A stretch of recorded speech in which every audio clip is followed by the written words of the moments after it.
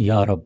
تجھے ڈھونڈوں میں وعظوں میں، کتابوں میں، مکتب میں، مکتوبوں میں، مسجد کی محرابوں میں، ملا میں، مفتی میں، خطیبوں کے خطابوں میں، پیروں میں، فقیروں میں، درگاہوں کے آدابوں میں،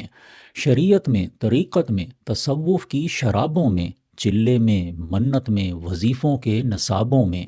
حجروں میں، درباروں میں، نیازوں کے ثوابوں میں، شرحوں میں، تفسیروں میں، حکمت کے تالابوں میں، زمزم میں، اسود میں، پھیروں کے حسابوں میں، خلوت میں، جلوت میں، سرور کے اسبابوں میں،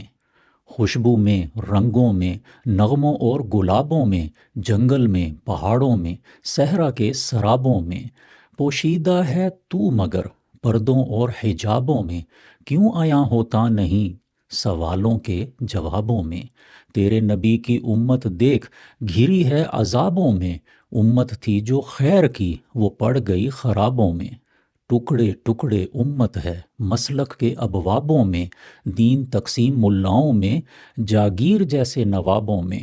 اختلافی جھگڑے ہیں شریعت کے اربابوں میں، طالب حق ڈوبے ہیں فتووں کے گردابوں میں، اسوا چھوڑ کے امت ڈھلی افرنگ کے آدابوں میں، پھر ذلت نے گرایا اسے یہود کی رکابوں میں،